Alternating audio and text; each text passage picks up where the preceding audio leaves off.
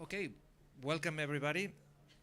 My name is Jose Alcorta. I'm the head of standards development at ISO Central Secretariat in Geneva. Today we're going to talk about SMEs. So small medium enterprises are a key part of our society. In ISO we talk about engagement with all stakeholders. So as you know, ISO is a multi-stakeholder platform, and for that we have different policies to approach and engage into our technical work.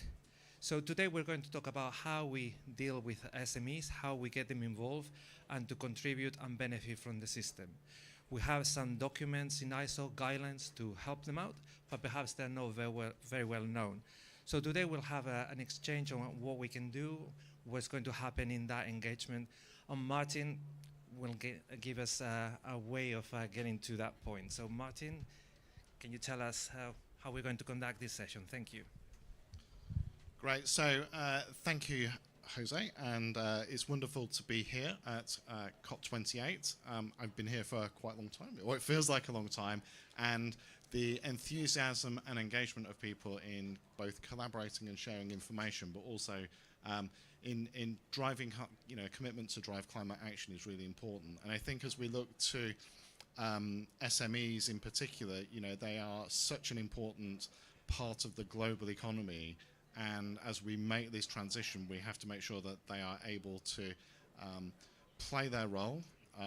Actually, they could play a bigger role in terms of compared to larger organisations, but also that we need to help them on that way. So I think this session is going to be all around some experiences that we've had that maybe work well, some areas that we think need to improve. Also look at some of the dynamics that are happening where SMEs are maybe going to have to do something differently going forward, particularly given some of the disclosure requirements that are coming through for large organisations. And so we need to think about how we can support them to do that. So I have a panel, but we're running this as an open discussion. So we're going to try and make this conversational. So for people who are not kind of listed on here, we are going to be coming to you for some insights, some collaboration, because I think that's the best way in which we can learn. I've been to too many panels where I've been spoken at and not had a contribution that I can make. So hopefully we can do that.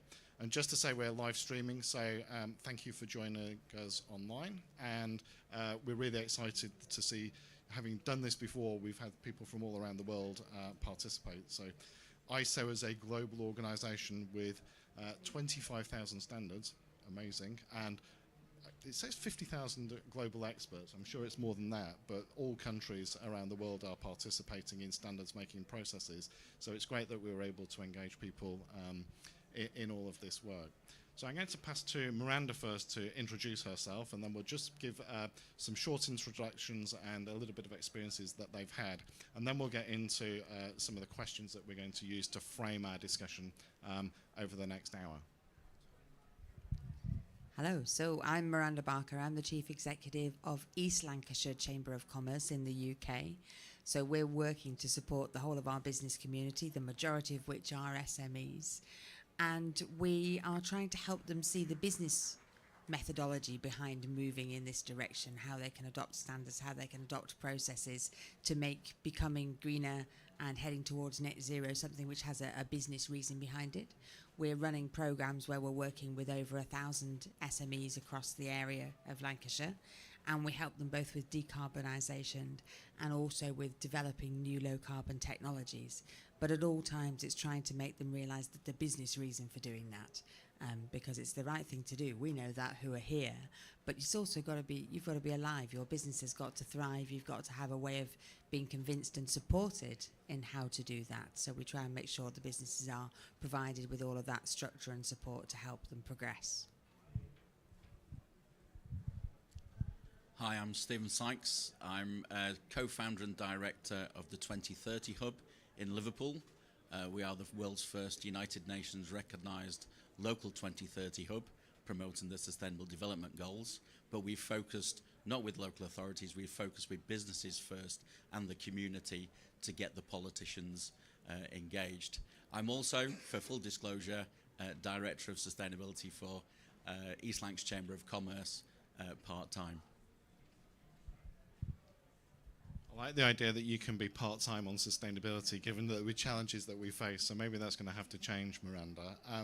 And I think it's really important, and we will pick up on the discussion because we've talked about organisations, but you also have talked about green technology. And I think, you know, the role of standards and bringing new products and innovation to market, on entrepreneurial nature of SMEs, and the role of standards being able to support global trade and get acceptance, I think is something that we'll want to explore. Now I'm going to hand over to Lucine. Hi, I am Lucina Manucharian from Armenia. I am the chair of ICC Environment and Energy Commission, and also working with the European Business Association. We have a council called Sustainability and Climate Change. I am the chair of this council, but I'm very much engaged of working as a senior sustainability and climate change advisor of a mining company in Armenia called Zangezur Copper and Molybdenum Mine. So in a COP, the purpose I came here actually to take the experience and to also push the system, what we have initiated in Armenia with ICC and European Business Association, to create a collaboration model for the small countries where we can have the government bring together the government, business associations, as well as private sectors and financial institutes. Great, and I think that creating that ecosystem of collaborators in a particular area that brings SMEs into this journey, and then using standards to support that, I think is really important. Now, I should have said that I'm also involved with ISO. So although I'm the Deputy Chief Exec at IMA, we're the Global Membership Association for Sustainability Professionals, and we have members in over 100 countries. I also chair Subcommittee 1 in ISO's technical committee responsible for environmental management. So I have a number of standards in my portfolio, including ISO 14001 and others. So it's really exciting to have about 100 countries in my committee, which, to be honest, is an interesting one to have to chair, but two, having a standard which is used by over 500,000 organisations of all shapes and sizes in all economic sectors, public and private, and I think in every country around the world. So when we develop our standards, we go through a lot of consensus building processes, because we know that when our standards are used, they're used in contracts, they're used in regulatory contexts, then it's important that A, they are robust and credible, secondly, that they really do help organisations and they don't become a burden. So we work very, very hard to ensure that. Now, given that today at COP is the Nature, Land Use and Oceans Day, so it's really important for us to also just let you know that we're in the process in my subcommittee of developing a natural capital accounting standard. And so the way in which we protect nature and the way in which we account for changes in the quality of the natural assets that companies rely on for business and trade is really important. And having a consistently a methodology that is defined and developed is going to be really important, particularly given some of the interest in the financial reporting world and in nature reporting and that type of aspect. So I just wanted to highlight that even on a day like this, where we're talking about SMEs, actually the work that we have connects into all the themes of the COP. Right, okay, so let's have a think about engaging SMEs in climate action through international standards. And it's fair to say that there are many international standards that are relevant and potentially confusing landscape for SMEs if we're not aware of this whole portfolio. So the most widely used one is the Environmental Management System Standard, ISO 14001, and as I said, it's used by well over 500,000 organisations. And really that provides a framework for organisations to improve their environmental performance, be able to demonstrate compliance with laws, regulations and maybe contractual requirements, which I think is really important for SMEs. But also, crucially, it's a framework for continual improvement and actually improving your performance, which hopefully we'll explore in this, leads to added value to an organisation in terms of business benefits. There are a whole range of other standards that are used within this context. So we've got life cycle assessment standards, standards for product footprinting and carrying out water footprints and carbon footprints, standards for labelling, and we've seen organisations having to ensure that they are very transparent and have robust methodologies when they're disclosing, as well as things like environmental technology verification. So just in terms of those few standards there, I think it potentially is a kind of fairly confusing landscape for SMEs, and providing clarity about what do you need to do to get started, how can you start to build up maybe confidence and experience, and then thinking about, well, how might these other standards apply in your organisation can be really important as well. So just to lay out a part of that jigsaw, there are then lots of technical standards on things like product-related environmental aspects, which are very product-specific as well. So there's this architecture out there where standards are used, and maybe lots of SMEs are using standards that they didn't realise because they have requirements to fulfil. So I'm going to leave that now, just unless people have got any questions about that whole framework, because otherwise we'll spend the next hour me just talking about lots of numbers that make not a lot of sense to people. But really I wanted to now start to think about, okay, well, what are the advantages that SMEs have to drive action on climate change, and how can we support that to really drive forward? So Miranda, can I hand over to you to take that one? Certainly, yes. I think first of all, you've got an education piece to work with SMEs. You've got to help them understand how is this both a need for their business, an opportunity they can take advantage of to help their business be more profitable and secure more work. But secondly, how is this a threat to them if they don't do it? So it's trying to help them understand the fact that actually there are selections being made in contracting organisations, whether that's public sector or big business, where they're selecting deliberately for organisations that have got a strong, whether it's CSR or ESG, all the different ways in which they're describing someone with, in part, a positive environmental and low carbon and net zero profile. There's positive selection for those, and it's now literally coming down to the scoring. If you try and go for a public sector contract internationally now, you've got social value in there in a big way. So businesses need to recognise there's an opportunity. But also they'll be discriminated against in terms of securing insurance policies or finance if they're not actually making positive moves on their net zero standard.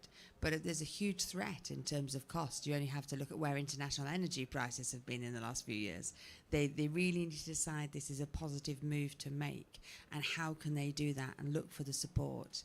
Finance is always a threat for getting an SME to move forward on anything. Trying to encourage our governments to provide grant support or subsidy support or even supported loan support to help them to progress. But also then you need somewhere to go to find out the basic information. And you don't want somewhere that's complicated, where you get someone immediately telling you you've got to provide 3 bucketfuls of data before you even get a sniff of how to actually make some progress. So we've got the Business Climate Hub that we send people to, don't we, Martin? And a lot of organisations can send people to, which give just so that first free of charge advice in terms of how to step that first step forward and make those changes. And then there are local organisations around the world. You need to find the local organisation to support you, like the Chamber of Commerce, like the programmes that Steve's running in East Lancashire. But there are many, many places to go to. And then where you get the structures to help you give yourself the framework to work through, like the standards that you'd be looking at. Thanks. And Stephen, how does that relate to some of the work that you've been doing in maybe kind of providing support and advice to SMEs, and to what extent are you seeing them wanting to then dock into using some of the standards maybe, but you don't start with maybe with giving them a technical document as the starting point? What's your experience? I started off in the chemical industry, and I had to teach myself everything from 9001, 14,000, sorry, but yes, 575. I was in the early days, but it was all self-taught, and also by being part of a professional membership organisation. But what we found, especially in East Lancashire, we run a programme called Green Rose. The emblem for Lancashire is the red rose, so we have the green rose. So basically we bring a group of SMEs together. They get the one-to-one support, so we do a baseline review, but by bringing them together, because usually they're in charge of production, health and safety, HR, and they've suddenly been given the environment to tackle. So by bringing a group of businesses together over a 6-month period, half a day for one half day a month for 6 months, they get to know each other, they get to trust each other. So they get given all the tools, the techniques, and how to implement an environmental management system, to control their environmental impact, to measure their carbon footprint, to then put their carbon reduction plans together. So they're given that support, and it's the hand-holding that they need. But equally, when that program's finished, they've got 9 other businesses who've been through the process with them. So they've got that peer support network, and that's what a lot of companies want. They want, it's the confidence. Equally, we've had some companies who already have ISO 14001, but it's a new member of staff. They've inherited someone else's system, and they don't know, what can they change? Am I going to break it? Am I going to lose the certificate? Because they don't have the confidence. And like I said, that's hand-holding with a lot of small companies. I'm a member of IUMA. I am a sustainability professional, but a lot of people who are coming into the standards for the first time are not, and they just need that confidence, that hand-holding. I was going to say that he does have a team of 10 that does that. So it's not just Stephen. He's not part-time. He's got a team of 10. But it is that continual work. It isn't you can't give it support to a business and then run away again. You've got to give them long-term support. Yeah, and I think that whole capacity building piece is really important. If you give them the capability to develop their system and they have then ownership, and hopefully they see the benefits of that to the organisation as well as the environment, then that provides a really strong foundation for building more, maybe more requirements, more expectations as an organisation, and more ambition. I was just going to say, it's getting that confidence. So once they start getting the confidence, so they'll have come in and they've gone with ISO 14001 first, because that's been a business requirement. They've needed it because they're in a supply chain, or they want to get into a supply chain. So, and they've already got qualities. They've got 9001. So there's a level of comfort. It's not something completely different. But then once they start going down the environmental route, they then suddenly start getting the questions about product carbon footprints, carbon reporting, because they're now in a supply chain, and it's not just what's your management plan. They want to know what the carbon is, but it is just that case of getting in there first, getting some confidence, because the environment is scary for a lot of businesses the first time round. Equally so are standards for the first time round. And having organisations they can ask questions of, whether that's their local organisations or people like IEMA, that there are people there they can feel that it's not silly to ask a question.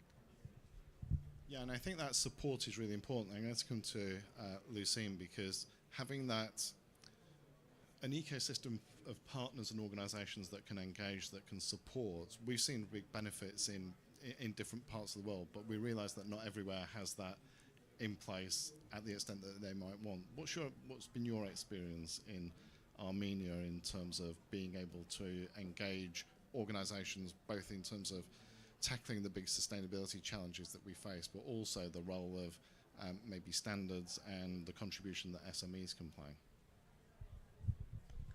Well, before coming here, actually, I was a bit confused because I was thinking that the large companies can give a business culture to the SMEs. But then recently I could really understand that SMEs are the ones who are creating the new business culture for the large, companies. And what we are doing in Armenia, actually, we are trying our best. Let's say the first thing that on monthly basis, we organized a joint event with all business associations with their members, let's say ICC, German Business Association, European Business Association, French Business Association, they have a Chamber of Commerce. Actually, we bring all of them together, and it is becoming kind of discussions about all the challenges and opportunities that they can get. And recently, we have also changed the model somehow. We are trying to talk and push the climate change awareness there. And also, as a member and professional member of IM, I'm trying to push, let's say, my professional experience and to help them and to say from where they need to start. Plus, about the climate change, one day I could recognize that also we used to talk only about negative, but in any case, in this case, actually, it's a huge opportunity for the SME especially, because they can get the idea, and plus when we are having the international standards involved, that guides how to take this idea into the life. So this is really working, and to be honest, actually, I can see the effect, I can see the development and improvement, and I can see that people are really getting engaged. And all the time of this event, we put the topic there, engagement and collaboration. So we are starting our events like this. Thanks. Now, I did say earlier that I'd like contributions from people in the room, if that's possible. And it would be good to know if you've got experiences that you want to share about things that have worked well, either as an SME or engaging SMEs in driving climate action, particularly where you've overcome barriers or you've seen significant benefits to organisations. I'm not looking at anybody in particular. You don't have to. Okay, thank you. Thank you. So I wouldn't say I have experience in, but we do build a digital capability building platform trying to engage with, I would say, more the M than the S, right? Because I believe like when you are very small companies, of course, you have maybe to speak differently and so on. So, but I would say what you said earlier really resonate with what we're trying to achieve. Like, how can you make those businesses understand what's in there for them? So not only speak about decarbonization impact, but most importantly, what are the benefits you should expect? Also, sometimes investments, but how you're gonna, how long is the return on investment, for example? So this is really what we are trying to do. The name of the platform on WBCSD is the Climate Drive, and so we really try to collect all those actions from, explainers, but also most importantly case studies to really show how it works. And so yes, focusing on the buying, I guess, to engage is very important, and this is also what we heard from our members that are more multinationals, but then engaging with the suppliers that are more SMEs to say like nothing is working unless when you have your annual business review with your suppliers, unless you're talking about the benefits. And the last bit I would say is the benefits, but it's also the implementation. So it's great to say, please, could you, source renewables, and this will be the benefits, but if you don't help them to take the first step in terms of understanding, this is the stakeholders you should engage internally in your company, also externally, maybe go to this developer and so on. So this is really what we try to do, is really bridging the gap between, okay, please help me to fulfill this ambition and how to make it happen, get the buying, and then do the first step of implementation. Thanks. And I think that access to information about getting started is really important. So Miranda mentioned the Business Climate Hub, and it's part of the SME climate commitments. And what we've recognised is that quite a lot of SMEs are people that, or people in them, and particular business leaders, they want to do something.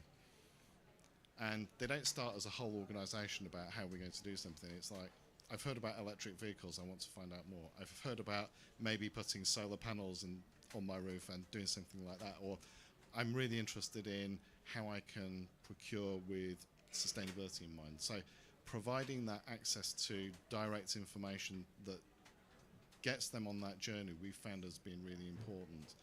It's then once you've got that experience that says, well, that worked well, how do I then systemize that and bring that into a way of being managing the organisation through the likes of the 14001 framework.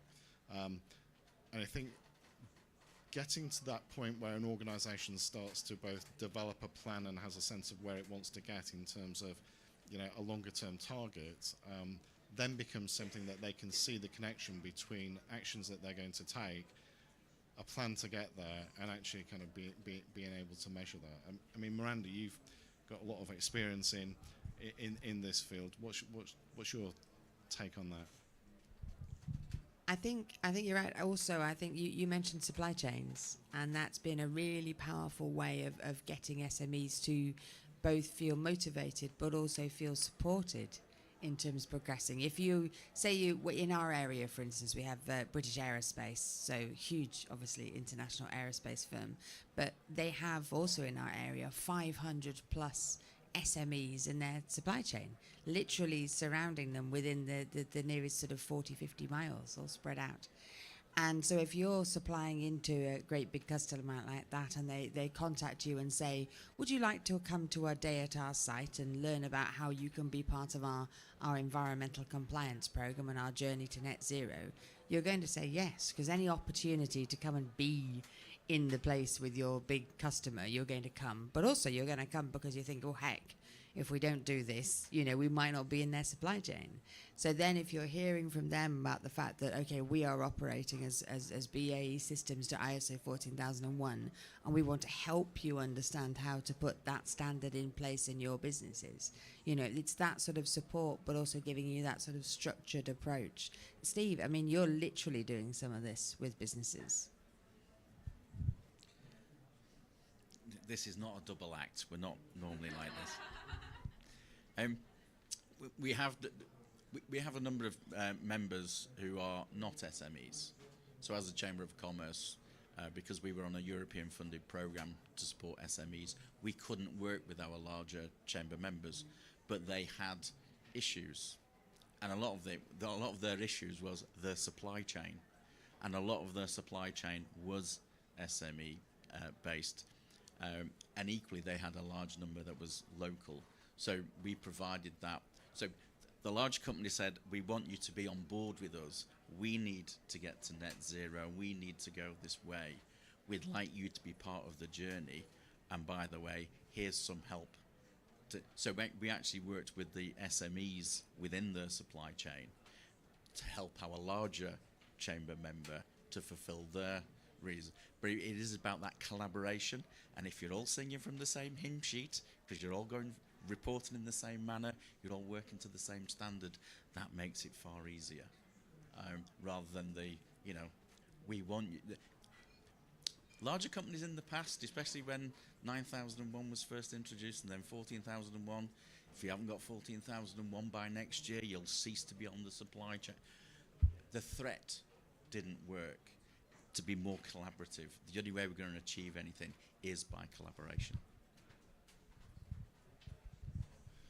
So I have a question, and this probably is for you, Martin. So with an organization that I was working with, that was a very small organization. The concept of 14001 was daunting, and I didn't realize until we were actually exploring 14001 for this organization. But there's I think it's 14005, a maturity matrix. Can you talk a little bit about that, because that was a fascinating tool, and it seems like something that would be valuable for SMEs. yeah, great point, because one of the things that we did in ISO was recognise that organisations need to go on a journey, and actually we'd had some experience in the UK, and we called it Project Acorn, because acorns go into big trees and those are really good for the environment. So we developed 14005 as a tool specifically to allow organisations to build their approach to environmental management and management systems in a phased manner, and to go through a series of stages. And what that did was allow organisations to not get completely lost on a journey of complexity and maybe bureaucracy in some cases, but actually to focus on where this was going to add value in their organisation. They can get real experience of doing something and showing to themselves that it was working, and then be able to communicate that externally, and then build up their capabilities in a whole range of areas. So it wasn't given as a, and there are different routes that an organisation can take to this. So one is around taking a specific theme. So you could take a net zero transition and say, actually, we'll build a system solely around that. So not all the other environmental issues to start with, but we'll pick one issue and deliver and develop a capability around where are we going as an organisation in terms of net zero, what's the target that we're going to set, how are we going to translate that into actions that are going to drive change, and how are we going to measure that change, and then what's the value we've got from delivering on that performance improvement. So you can take it as a theme, or you can take it as an area. So some organisations have got multiple sites or multiple parts to their business. So there's no one way in which you have to do it, but it does provide that flexibility. So I think learning by doing and then reinforcing by being successful is a really good way of organisations building up capability and experience. Whilst that was developed for SMEs, to actually take them on that journey with a step-by-step approach, we actually worked with a zoo, a zoological society. Chester Zoo were the first zoological society to achieve ISO 14001, but they did it through that phased approach because they wanted to embed the system within quite a complex organisation. So not only small companies used it, large companies used it as well, because it was a way. The thing with any standard, you actually get to learn your business better.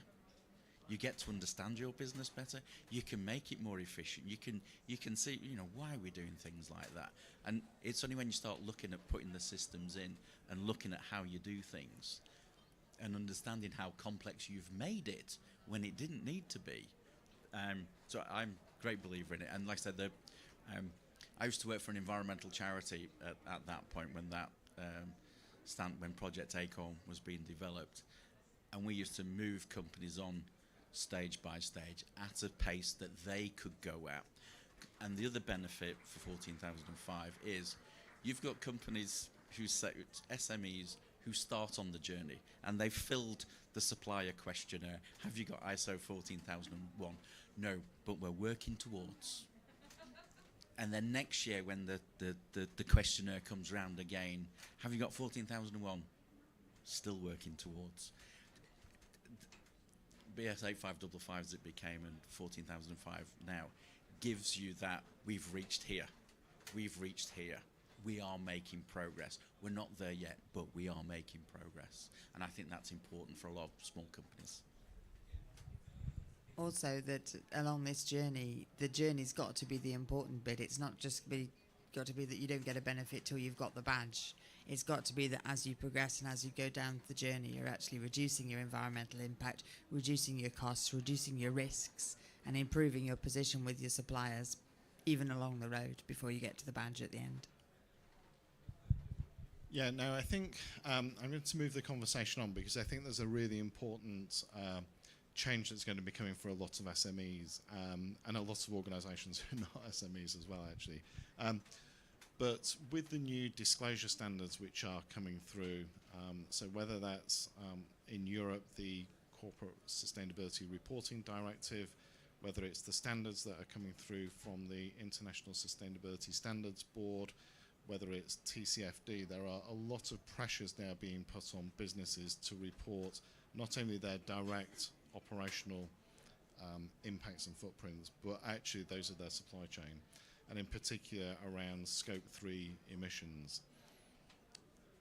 And then the question is going to be, what's the impact for this in the context of small and medium-sized enterprises? And medium-sized enterprises can be fairly large, and potentially, depending on your sector, you could actually have a significant footprint, or it could be the significant footprint of a particular value chain. So I think, and the other thing is, as more companies take a science-based target initiative approach to where they are going to really drive their level of ambition, which I think is really important as well, then that doesn't just put pressure on disclosure, but it actually puts pressure on an SME to be part of that journey to rapidly reduce emissions as well. So I think it's going to be important to just start to think about how SMEs might respond to that, and the extent and larger organisations as well, actually, particularly where they've not had that experience before. So who wants to have a go at that in terms of...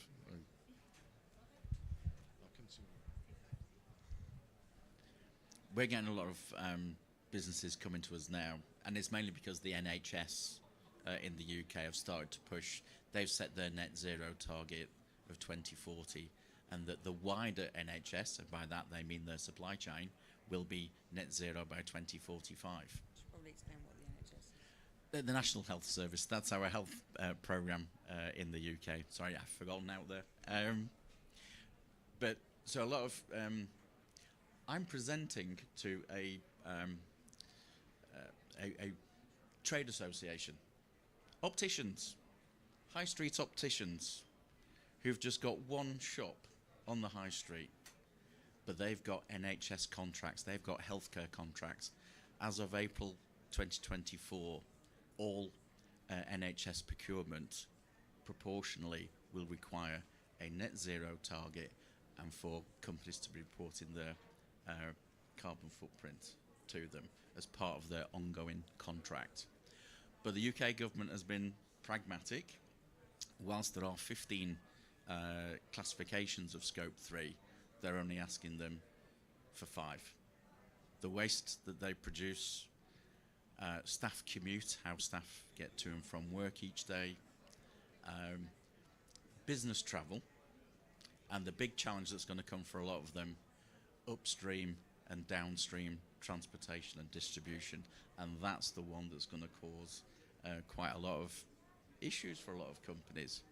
And actually methodology is going to cause confusion, which I'm concerned about.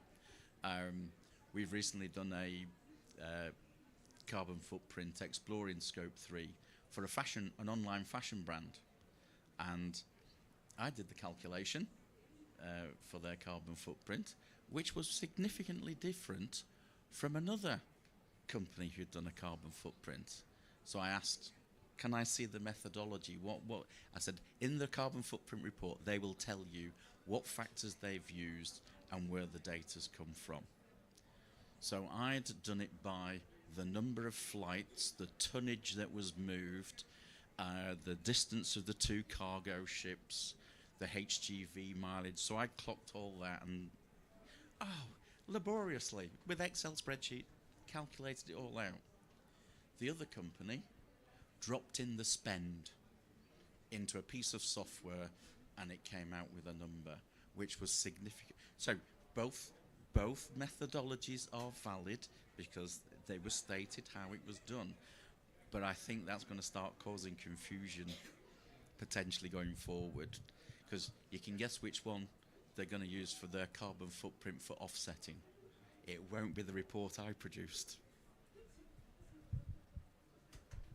And that does raise a really important question about, and this is where ISO and standards really have a role to play, because setting a defined methodology for quantifying emissions and developing a carbon footprint and being transparent about the assumptions, because I think those assumptions are really important, and it can sometimes be valid because there are different ways in which you can quantify emissions, but actually being very, very clear about that, because potentially somebody might specify how you should do that in their value chain, because they will want consistency and that comparability as well. But I just wonder, what does this mean for organisations in Armenia, where you're supplying into Europe, and we've got the Corporate Sustainability Reporting Directive. You'll have companies that are setting science-based targets initiative, really rapid emissions reductions, so companies are going to have to be part of that. To what extent are they ready to be able to play that role, and what additional support might they need in order to do that? Well, coming back to Armenia, actually, first we need to just take into consideration that comparing with the large countries, it's really much more easier to make the change in the smaller countries, especially when the population is about 3 million. That's only in Armenia, but we are in all over actually in all the world. So let's say that about the reporting system and international standard investment in your organization, it is very actively started. I would say it was not before. If I'll come back to, let's say, in 2015, maybe it was not like just the requirement was not so much because it was just on a voluntary basis and there were lack of awareness. But now I would say it's a massive awareness. Only the part is there that we need to improve that the professional approach, because it's kind of trend, yes, to talk about the sustainable development. It's kind of like just sometimes it's a word, but in any case, how to give the full understanding what is this, and first of all, what is it giving to the businesses actually, first of all, and why they are reporting this, because the reporting is bringing the transparency and first of all the diagnosis and let's say the analysis about your whole performance, how you are going ahead actually. And so I think the key tools that we can use this actually to invest the transparency, awareness, and let's say the communication. I would say the big part we can take for the communication, how you are taking this to the companies to understand the importance of this reporting. Thanks. So I don't know whether anybody else wants to raise a question around this particular topic area, setting a long-term target and actually the implications for SMEs in providing carbon intensity and data apart from associated with what they're providing. Because in some cases you're asking around what's the organisation's footprint in a supply chain, but that's not really what these disclosure requirements are really driving at. They're looking at the carbon intensity of and the aggregated carbon emissions around the services and products that you're providing. So I don't know whether anybody's had experience of having to do that that's not on the panel, but or has an expectation about where this needs to get to. Hello, I'm Carmen Virasoro from Argentina, and I wanted to raise the issue of the impact and the driver that a supply program in large companies is having in Latin America. Many large companies, as they did with ISO 9001, are alerting the supply chain that they will eventually need to take climate action and to begin to have their carbon footprint measured and a reduction plan in place in order to continue being in the roster of suppliers. And that is a powerful driver because, of course, it relates to the survival of SMEs, but it also have a very beneficial effect in the sense that these supply programs that large companies are setting out have mostly a collaborative or a plural aspect.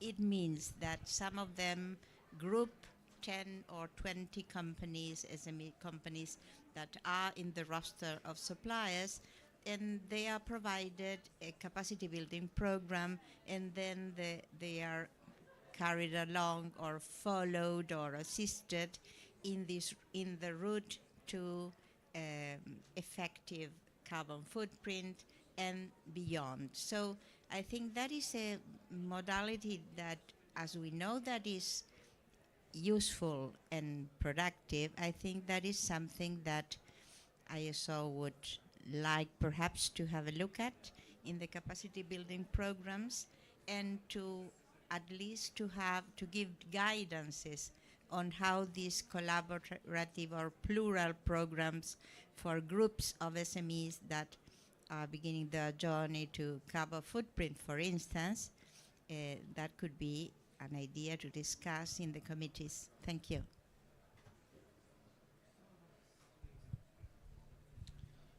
Great. I think that clustering of support, either through supply chains or in a geographical area, I think it's a really powerful way of building capability and capacity, and also organisations being able to learn.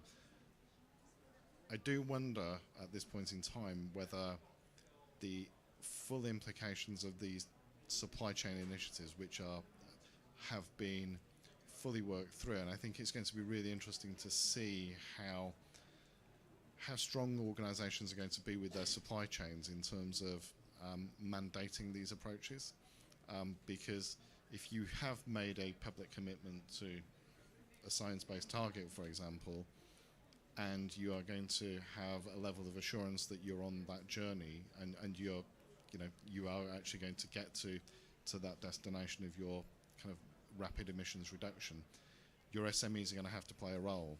So one thing is around how do you prepare a footprint, the other is how do you rapidly cut your own emissions as an SME. Thank you. Yeah, I wanted to add on this one and fully agree. What we hear from large corporates who are now tackling the Scope 3, going to the suppliers.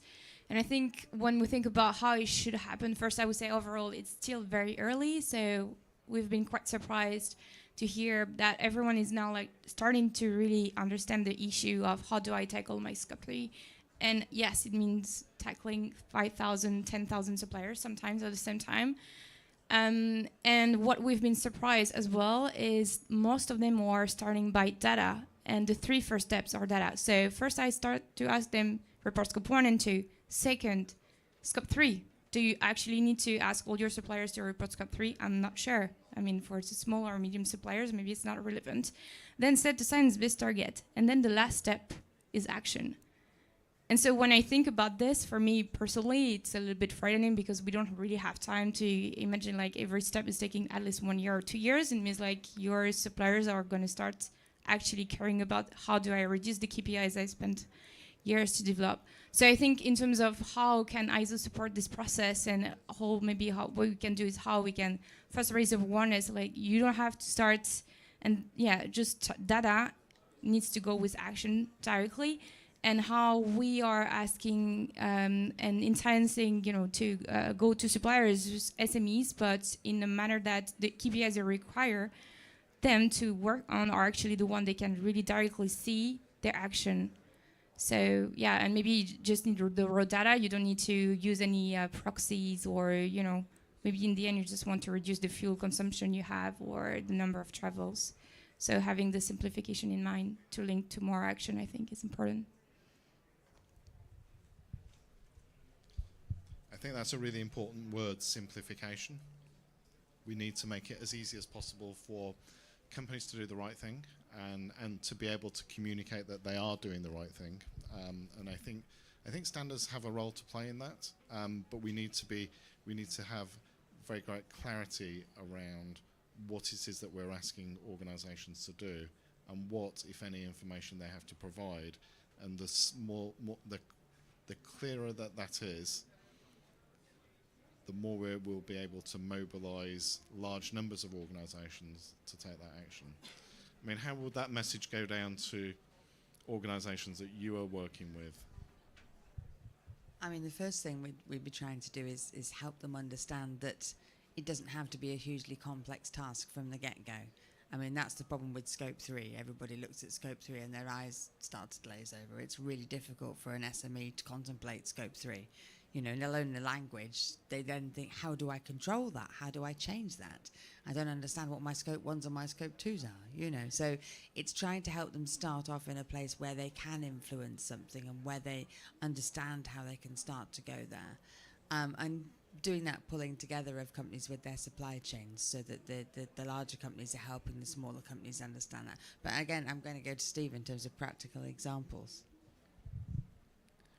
With most companies, when they're making the start on Scope 3, they just look at where is 20% of our biggest spend, because that's bound to be 80% of the emissions. So just focus at the top end first of all, because they will, as you say, they will have hundreds of suppliers. You cannot go down that route. Just go with that top 10, 20%, because you know where the bulk of your spend is going to be. And if you tackle that, the rest will then start to follow quite quickly. That's where the sort of simple box of measures on the Business Climate Hub is useful for, as well as it starts off with just the basic questions. So if you are looking at that, well, my electricity bill's pretty big, or my operations team going out in vans, their petrol bill or their diesel bill is quite big, literally starting with the bits that can be influenced and therefore giving them some quick wins. Businesses always need quick wins for things, just to help motivate them to progress. And if they can start with that, they can get the complicated stuff later. Great. Are there any other questions or points that people want to raise? Because I'm conscious of time and we're getting towards the end of this particular session. I'm going to come to the panel to ask them if there was one thing that you could change, what might it be? So I'll give you a moment to think about that. It's a question I'm not going to ask, or I'm not going to answer yet, but I'm looking around the room. No, we've got no more questions. So, Stephen, you're always good for ideas. I've seen it before. What would it, if there's one thing you could change, what would it be? Yeah, to give everybody else a chance to think about it, yeah. I think, actually, the thing that I would like to change is those in procurement in the big companies, and especially with public sector organisations, that they have actually gone through the training and understand what a carbon footprint is. What is it that they're asking the supply chain to do? And because I'm maybe cynical, but I think sometimes people are looking, well, they're asking, I've seen their supplier questionnaire, we should make a supplier questionnaire that looks the same. And I don't think people have understood what it is that they're actually asking. What does this entail? And actually, if that is the data that you want, you should actually pay accordingly for the right price for the product. You've half stolen my idea there, which is just not fair. I would like to see the public sector, governments downwards, school, education, hospitals, and then large companies all deciding that they are going to do something about supporting their supply chain to go with them. So almost what you said there. But make the decision they're going to lead the way, and then think about it in terms of how it's going to be practical to work with their smaller suppliers so they can help them. And if we can just get that mentality going of this is how we help them, you know, that would be really positive, I think. Lucine? I'm taking whatever has been told by Steve and Miranda. But the other thing I just want to add about this, that our professional approach, we need to understand the importance of development of our professional capital, because whatever we do to make it simple, to make it effective, actually the professionals can do. So to develop our professional capital as much as possible, to put them in the right places. Right, and I suppose I should... One simple ask for all SMEs that is uniform across the board, that there is no confusion around what's being asked and what has to be provided. I think if we can get to that, that makes it far easier, because then you don't have differentials and different flavours, which adds complexity. So keep it as simple as possible. Thank you very much, everybody, for engaging. Thank you for people who are online. I hope you found it enjoyable. I hope you enjoyed the rest of your COP. And remember, this is all about translating ambition into action. So anything we can do to accelerate that is all part of our journey. Thank you.